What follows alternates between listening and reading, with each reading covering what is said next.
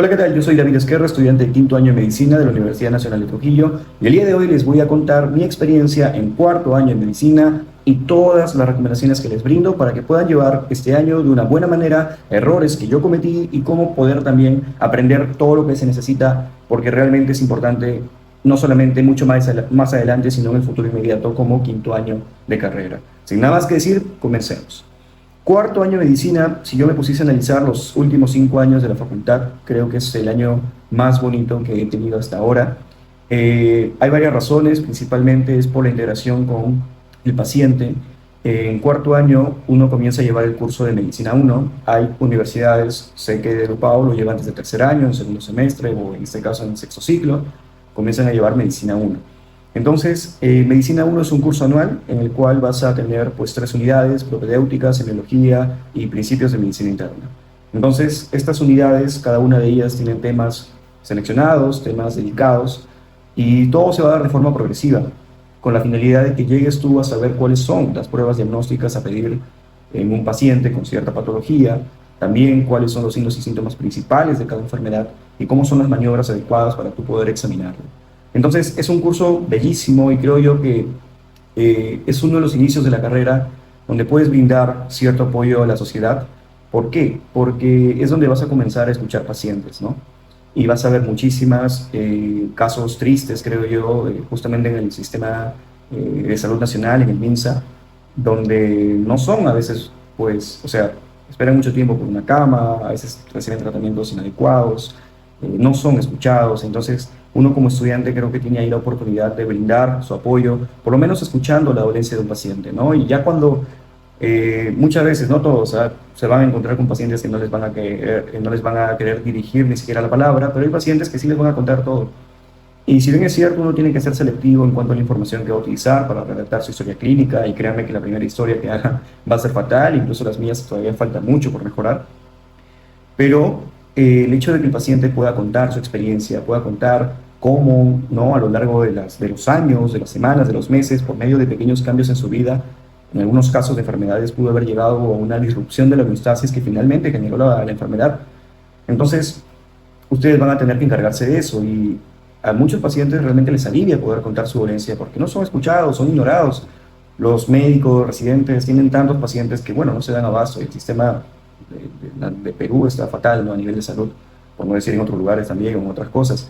Entonces, esa es una labor, creo yo, que nosotros como estudiantes tenemos de poder retribuir a la sociedad, ¿no?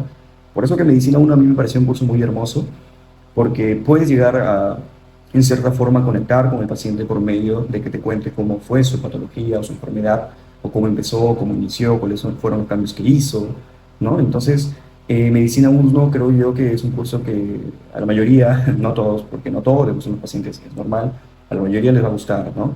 Entonces, mis recomendaciones son las siguientes. En primer lugar, es un curso que se va a llevar pues de forma organizada y planificada de 8 a 12, ¿no? De 8 a 12 del mediodía.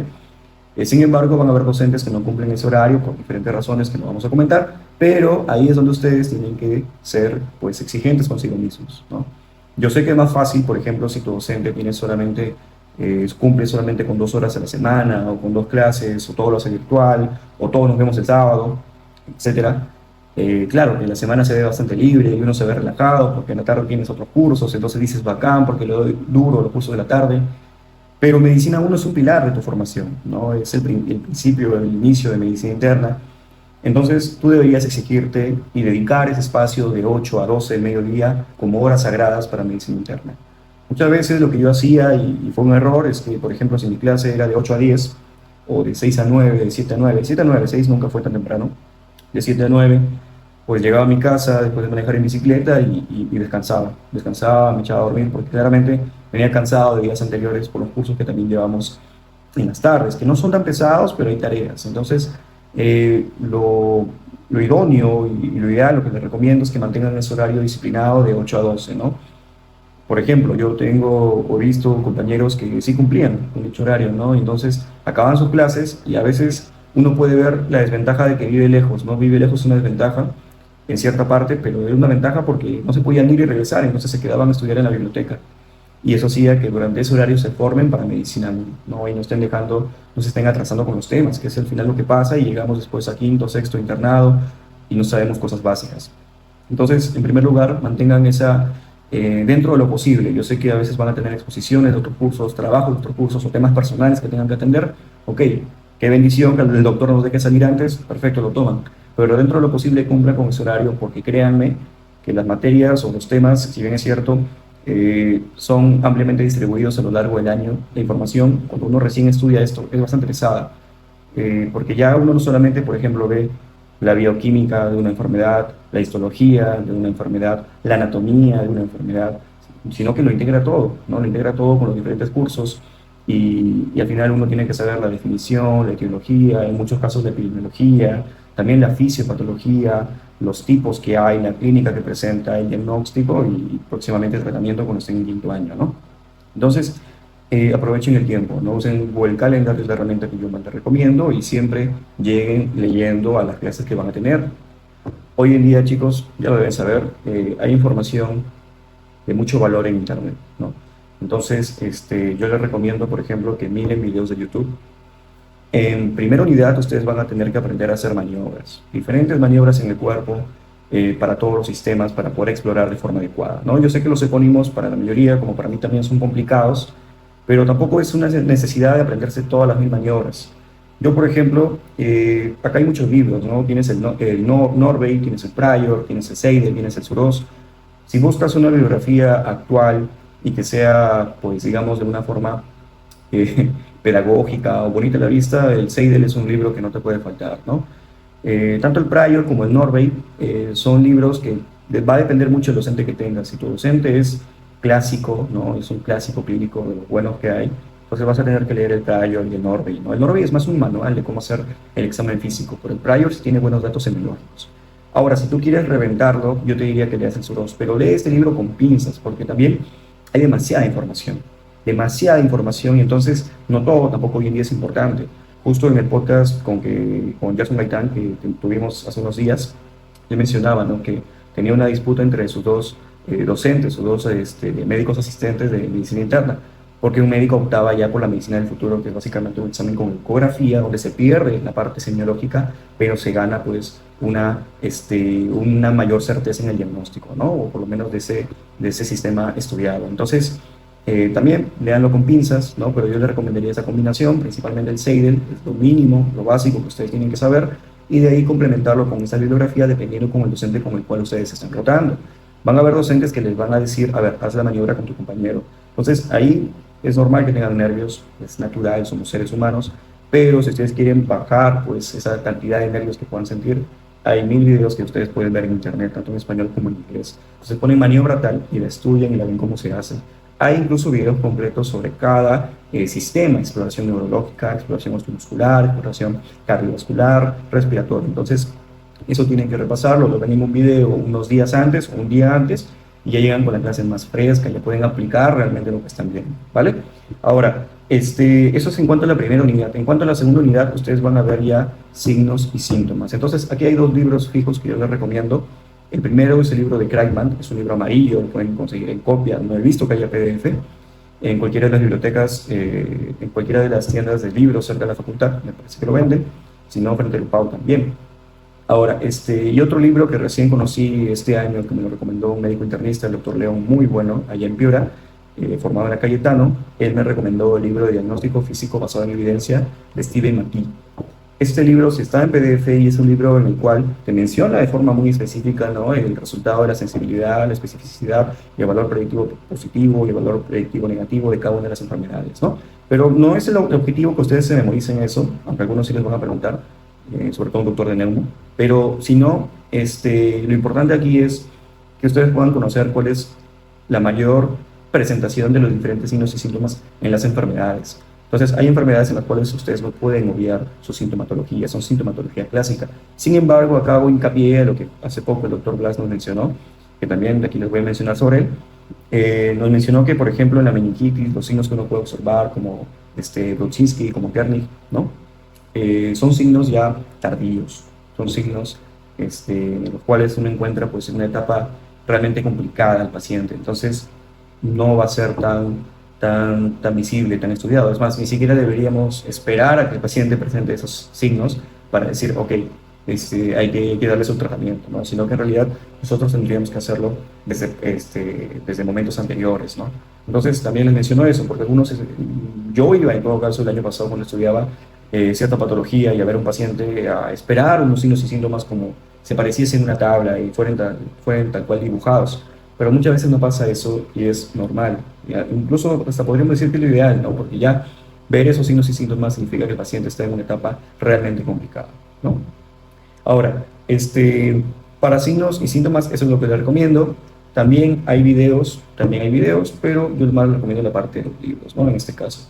Ahora, cuando ya hablamos de la tercera unidad, ustedes van a realizar, pues van a ver por especialidades, ¿no? Diferentes patologías. Principios de medicina interna es como se llama la unidad.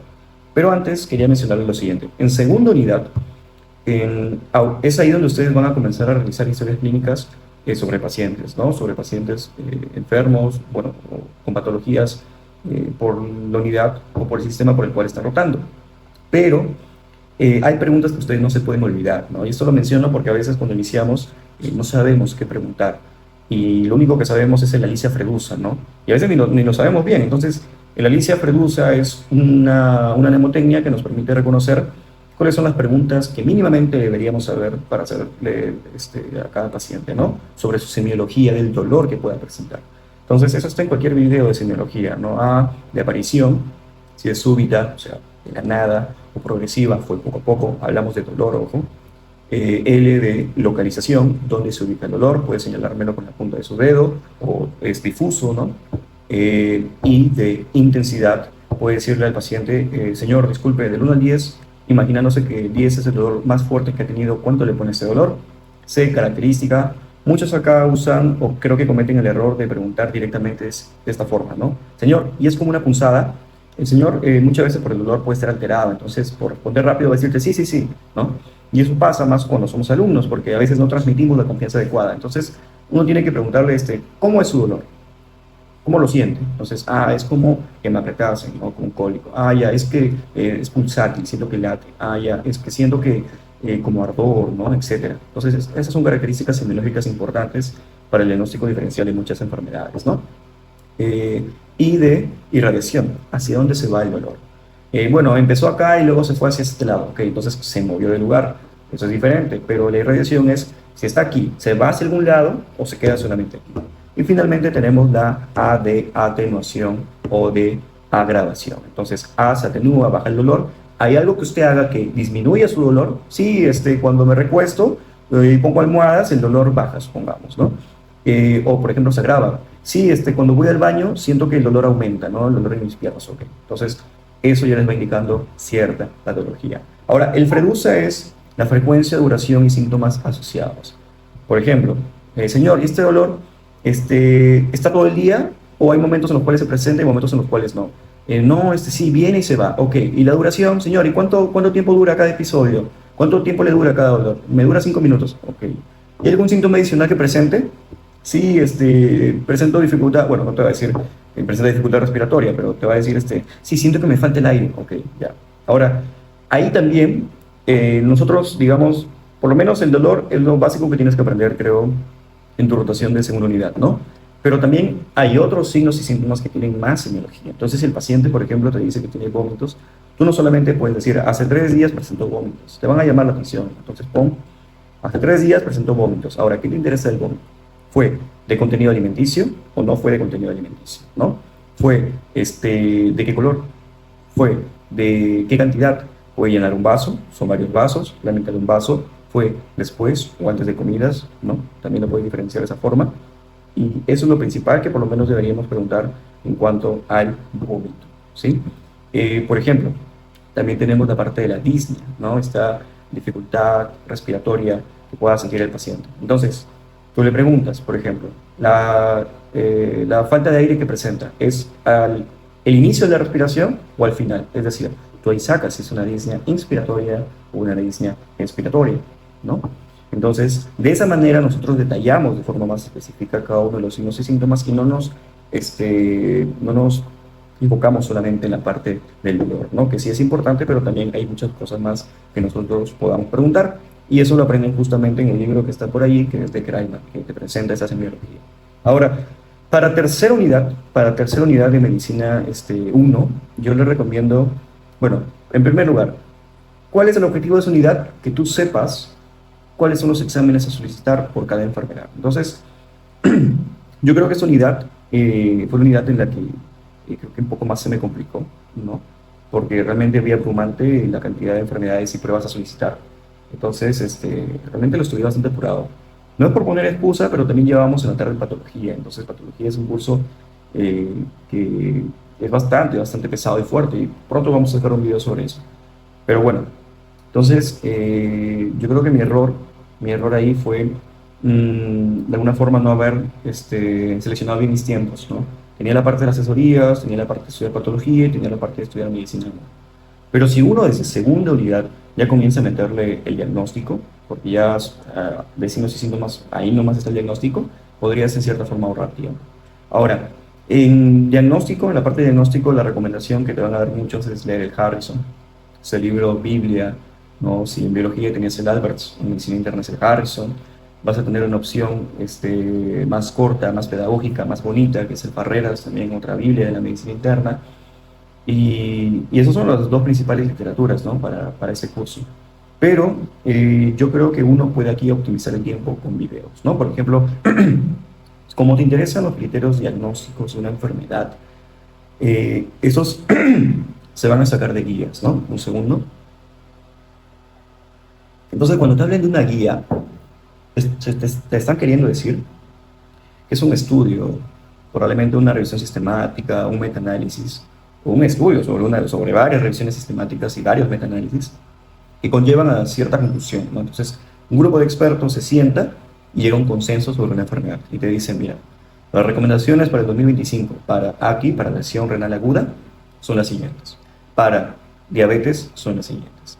Entonces, esas guías contienen gold estándar, o sea, el mejor test, la mejor prueba con la más alta sensibilidad y especificidad para el diagnóstico de tu paciente, ¿no? Y aparte, diferentes pruebas auxiliares que tú puedas pedir, exámenes auxiliares. Entonces, eso lo encuentras en las guías, pero una opción es claramente leer la guía de 200 páginas, o también está la versión de bolsillo de menos páginas, pero hay videos que también te lo dan en forma bastante sintetizada y te lo explican con sus propias palabras. El canal que recomiendo aquí es Tutoriales Medicina Interna. Creo que es un canal bastante visto y que realmente brinda mucho valor con este apoyo de las guías. Incluso residentes he visto que usan este canal para la realización de sus diapositivas, porque en realidad contienen pues lo más importante con respecto al diagnóstico de cada patología, ¿no? Ellos tienen bastante información. Ahora, si te gusta el inglés y sabes en inglés, búscalo de la misma forma, pero en inglés, y también vas a encontrar muchísima información de mucho valor. Pero yo les recomiendo también, y esto tiene pros y contras, justamente lo conversaba con el doctor, que el problema de la siguiente recomendación que voy a dar es que si uno lo lee sin base, sin una base fisiopatológica, o si ha pasado los últimos 4 años de estudio con agua tibia, no a la justa, si no ha estudiado bien, realmente puede ser contraproducente porque te vuelves mecánico, te vuelves memorista y sin entendimiento. Entonces, lo voy a dar con pinzas, ¿vale? Hay manuales que te dan información recontra sintetizada, pero depende mucho del tipo de estudiante que seas, porque hay gente que en el manual lo lee, lo entiende y lo graba, porque la forma y la redacción en la que se ha hecho un manual realmente para mí es bastante agradable, ¿no? Entonces es un cuento corto y genial. Y hay gente que, por ejemplo, le gustan los videos. Aquí vas a encontrar videos de distintas academias, tanto en inglés como en español. Tienes, por ejemplo, no solamente en castellano, ¿no? A nivel peruano, sino también de España. Tienes videos y manuales de AMIR, de CTO, que son justamente academias que te preparan para el examen MIR, que es el examen para la residencia en España. Y tienes academias aquí en Perú. Tienes academias como MIC, como USAMEDIC, como Villamedic, como QXMedic, ¿no? Entonces, yo te recomiendo estas últimas dos, tanto los Villamemos como los manuales de QXMedic. Si yo hubiese retrocedido en el tiempo, esa es la literatura que principalmente hubiese leído con el objetivo del examen, ¿no? Porque si hablamos de la fisiopatología, tendríamos que usar otros recursos como el Harrison, que realmente lo explica con bastante detalle, ¿no? Ahora, hay una plataforma que creo yo que te brinda todo esto en orden, te da un resumen, definición, etiología, epidemiología, factores de riesgo, fisiopatología, y diagnóstico, síntomas clínica o síntomas y síntomas antes, ¿no?, del diagnóstico, y es Ambos. Ambos es una plataforma en inglés, tiene hoy en día la opción en español, y realmente me parece una herramienta muy poderosa por la información de alta calidad y también de alta rentabilidad para los exámenes. Yo soy honesto, muchas de mis imágenes las saco de Ambos. Yo soy muy perezoso para hacer diapositivas y prefiero poner una imagen que tenga toda la información en forma de imagen, no en forma de texto, porque no me gusta leer, y que yo me haya dedicado a leer las diapositivas, perdón, me haya dedicado a leer información de tal manera que con mis propias palabras pueda explicar la diapositiva sin necesidad de texto adicional. Esa es la forma en la cual me he venido manejando los 4 años de carrera. Ya si pongo texto es porque no llegué a estudiar, ¿no? Entonces, ambos contienen esa información de mucho valor, ¿no? Ahora, muchos recomiendan UpToDate, he escuchado, pero yo no lo recomendaría para cuarto año, para diagnóstico no. Creo que no es necesario porque lo que te van a preguntar a ti es cuál es la primera prueba a realizar, cuál es la prueba de elección. Entonces, yo creo que no tengo mucha experiencia en UpToDate, pero por lo que he escuchado y he visto, es más para tratamiento, es más para manejo, incluso más para residentes o para especialistas, ¿no? Porque ahí tú te pones a preguntarte de alguna forma tratar de ver cuál tratamiento es mejor para el paciente en el contexto clínico que tienes. Pero ustedes y yo no voy a tratar pacientes todavía, entonces por lo menos tendríamos que saber el diagnóstico, los criterios diagnósticos, o por lo menos la prueba mínima o lo mínimo o el primer test que le tengo que realizar, y de igual forma el próximo año para ustedes el tratamiento, ¿no? Entonces, ahora, academias que yo les recomiendo. Yo le recomiendo bastante a Jesús Blas, el doctor Jesús Blas, que es de la promoción 55 de la Facultad de Medicina. Él tiene, pues, una experiencia dictando clases desde hace, me parece, 5 años, creo. Y yo he estado en casi todos sus cursos, por no decir casi, por no decir todos en realidad. Entonces, realmente me han aportado bastante y me han hecho entender que a pesar de que uno pueda saber ciertas cosas, hay muchas deficiencias que tengo, ¿no? Y por mi parte, anatomía sigue siendo mi talón de Aquiles en realidad, y es algo que tengo que ponerle empeño desde ya, ¿no? Porque con una pregunta básica que me hagan, como lo hace el doctor con frecuencia, me derrumba en anato, ¿no? Entonces, yo les recomiendo bastante sus clases. Les voy a dejar el link de sus redes sociales en la descripción del video, ¿vale? Entonces, eso principalmente es lo que yo recomiendo para Medicina 1, para este año 2025, ¿ok? Ahora, aparte, ¿qué más tenemos? Tenemos otro curso que es Patología. En Patología vamos a hacer un video especial junto con un compañero, Fabián Alfaro, un amigo, Fabián Alfaro, pero también quiero darles ciertas recomendaciones básicas. El Robbins, Patología de Robbins, es su libro Biblia. Tiene libros adicionales, pero incluso el mismo coordinador, el maestro y doctor, ¿no? Víctor Requena Fuentes, pues menciona que no es tan recomendable, dijo en una clase de Rubin con Strayer, ¿no? Entonces a Robbins no necesitan más. Ahora, claro que van a enviarles en cierto momento ciertos estudios adicionales que puedan leer, pero ya si les da tiempo lo leen, porque yo por lo menos no tenía el tiempo. Pero Robbins es un libro que se deja explicar, no es de difícil lectura. El lenguaje que usa es un lenguaje de fácil entendimiento. Entonces, lean con anticipación. Son bastantes páginas, pero también tienen que ver la información, pues, high yield, ¿no? O de más rentabilidad, que van a ser los cuadros verdes. O sea, van a haber cuadros verdes ahí, de los cuales obligatoriamente te van a preguntar, ¿no? Y hay preguntas en las cuales uno no puede fallar. El examen, por lo menos en la UNT, creo yo que es bastante complejo. Bastante complejo. Nunca he dado un examen tan complicado. ¿Por qué? Porque cada una de las premisas son altamente específicas en cuanto a la pregunta que te está realizando. Y dos, porque cada una de las claves no se pueden casi descartar. O sea, uno normalmente dice, ok, la 3 no es. Estoy seguro que la 3 no es. Y la 3 solamente la tiene una clave. Quedan 4 más, ¿no? Entonces, ¿cómo ahí descartas? No se puede descartar en ese curso. Y entonces, ¿cómo salir bien o cómo probarlo? ¿No? Yo me quedé a 0. Creo que 0.2 o 0.02, perdón, 15, saqué 14 al final, pero bueno, eso fue porque me descuidé en tercera unidad. ¿Cómo poder aprobarlo? Leerlo con tiempo, y por lo menos a lo que a mí me sirvió es hacer resúmenes. Pero en este caso yo no opté por resúmenes a mano. Puede ser que si lo hubiese hecho a mano me acordase más. ¿Por qué? Porque el libro de Robbins era tan pesado que mi iPad se bugueaba. O sea, literalmente me servía para subrayar, pero si yo comenzaba a apuntar o algo, o lo partía en dos la pantalla, se bugueaba y se me cerraba la aplicación. Entonces, yo lo leía en mi pantalla, acá en mi laptop. Lo leía y a partir de eso hacía una síntesis, un resumen de lo más importante. Lo hacía en la aplicación de RenNote. Les voy a dejar todo el resumen que yo tengo de patología en la descripción. O sea, todas mis flashcards. RenNote es una aplicación, digamos que es un Anki, pero con, creo yo, con cierta metodología superior. ¿Por qué? Porque en Anki es pregunta y respuesta, ¿no? Pero acá tú puedes poner un título y puedes separarlo por capítulos, como un Notion, y con un simple comando puedes hacerte preguntas y respuestas. Entonces, RedNote a mí me parece una aplicación brillante. Y con un solo link yo les puedo compartir y les voy a dar ahí para que se unan al grupo, ¿no? Entonces, ahí están todas mis flashcards de patología.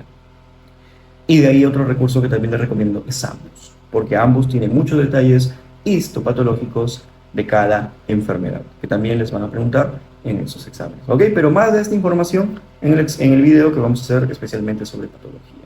Ahora, de ahí hay otros cursos como laboratorio, como imágeno. Yo creo que acá no voy a ser tan preciso, ¿no? En imágeno, por ejemplo, hay una doctora mexicana, se llama Radioimagenología para Estudiantes, me parece que se llama el canal. Bellísimo ese canal. O sea, viendo esas clases, tú llegas preparado para, porque son clases, viendo esas clases en YouTube, tú llegas preparado para tus clases de la facultad. Y te dan las diapositivas, tienen un drive con las diapositivas, entonces tú lo descargas o lo imprimes y las desarrollas. Y de ahí vas a tu clase o lo haces después por lo menos, pero con eso vas preparado para el examen. Si tienes amigos que están rotando con el coordinador, pídeles que apunten lo que dice en clase, porque lo que dice en clase va a venir en el examen, ¿ok?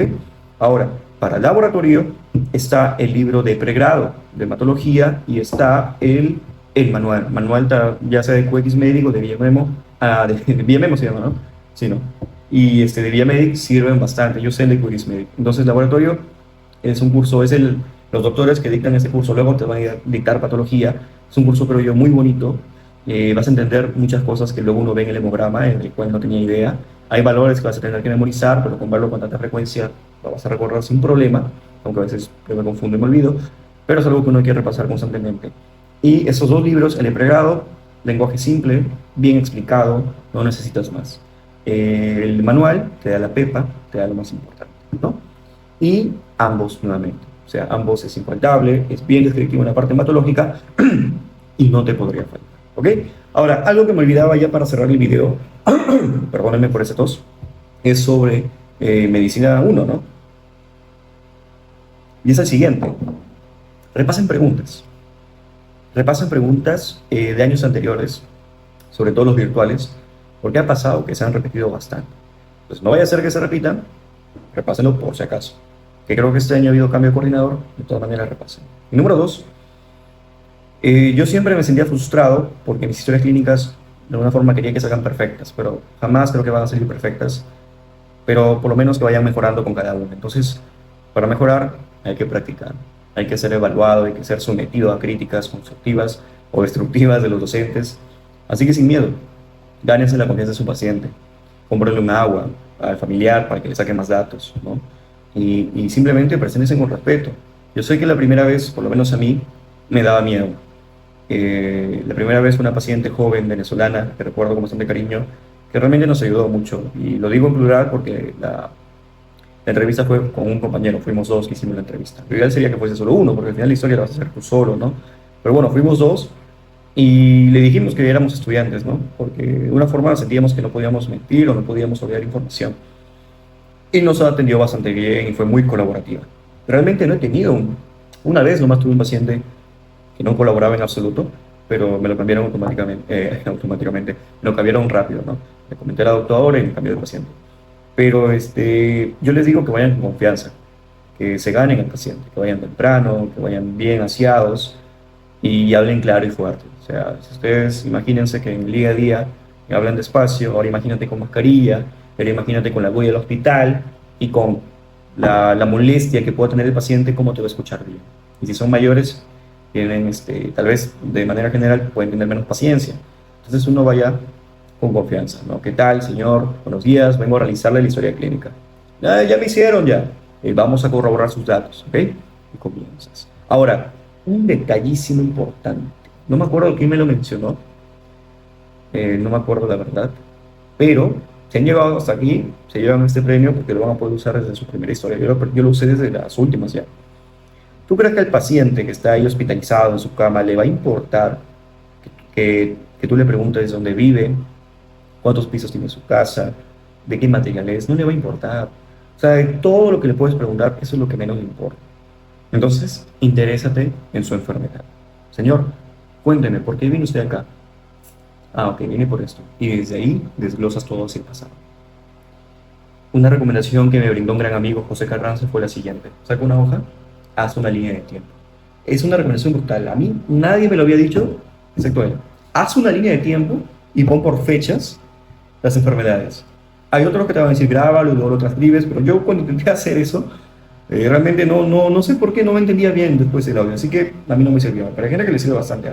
Pero haz una línea de tiempo, escribe todo lo que te menciona con fechas aproximadas, porque o sea, lo vas ordenando según lo que te va brindando, y luego le dices, señor, señora, mire, vamos a corroborar lo que me ha dicho. Es de esta forma y comienzas desde en el 2015 le pasó esto, y comienzas hacia el futuro, ¿no? Hacia hoy en día. Y ahí tú vas a ver, sí, es así, está bien. No, este señor, esto, doctor te va a decir, ¿no? Aunque también depende de si tienes barba o no, ¿no? No, joven, es desde aquí. Esto era en el 2000 tanto y usted se equivocó. Ok, lo corriges. No, acá no tuve vómitos. Ok, lo cambias. Entonces ya va teniendo más sentido. Y otro datito adicional para que no lo funen tanto. Claramente esa historia tiene que ser verídica, ¿no? O sea, no vas a engañar y no vas a simular algo que no tiene tu paciente, ¿no? O copiarte, etcétera. Pero si tú ya sabes qué diagnóstico tiene, por ejemplo, como una insuficiencia cardíaca, entonces sabes que esta patología, que este síndrome, tiene es un monstruito, ¿no? O sea, tiene brazos, tiene piernas, tiene cola, tiene bigote. Entonces tú sabes ya, porque lo has leído para el diagnóstico, sus pruebas diagnósticas, ya has tenido que pasar por la semiología, por los signos y síntomas, sabes qué forma tiene este monstruo. Entonces, lo ideal es que tú vayas orientado a preguntarle sobre los signos y síntomas que presenta dicha enfermedad. Pero si tú vas y tu paciente tiene insuficiencia cardíaca y lo único que le preguntas es el dolor, tu historia va a estar incompleta hasta el 100 y es probable que te corrijan eso. No te van a corregir tan fuerte porque recién estás haciendo historias clínicas, pero no te puede fallar el darle forma al monstruo. Entonces, si tú te das cuenta que tu historia está incompleta cuando revisas las pruebas diagnósticas que le tienes que pedir, por favor, vuelve a evaluar a tu paciente. Vuelve a evaluarlo, vuelve a preguntarle, vuelve a molestarlo, pero siempre con respeto, con cariño. Recuerda que ellos ya están cansados de estar en el hospital. Tú sabes, no sé si sepan, pero lo duro lo duro que es estar en un hospital público, ¿no? Entonces, donde no hay privacidad, donde no pueden dormir porque está todo el día con la luz prendida. Entonces, ahora que llegue un estudiante a preguntarle dos veces, entonces siempre con respeto, siempre con cariño, creo yo, de poder ayudar. En realidad, ayudar entre comillas, porque no vas a cambiar nada en su tratamiento, ¿no? Pero por lo menos en su dolencia emocional, creo yo que ayudas bastante porque se va a sentir escuchado. Y hay muchos pacientes que lo necesitan, que por lo menos quieren dejar algo de enseñanza o algún tipo de aprendizaje, ¿no? Y eso es todo. Espero que realmente les haya gustado este video. Cualquier duda me lo pueden dejar en el canal. Esta es la guía con respecto a cuarto año, de lo más importante, creo yo, que les puedo brindar sobre mi experiencia, sobre cómo me fue, los errores que cometí y qué es lo que haría si volviese pues al inicio del 2024. ¿Listo? Muchos éxitos, es un año lleno de aprendizaje, muy bonito, pero bueno, van a haber errores, van a haber llamadas de atención, como siempre, van a haber roches tal vez, pero siempre estamos ahí para aprender y para poder siempre ir mejorando. Eso es todo, espero que les haya gustado, les mando un fuerte abrazo y nos vemos. Chao, chao.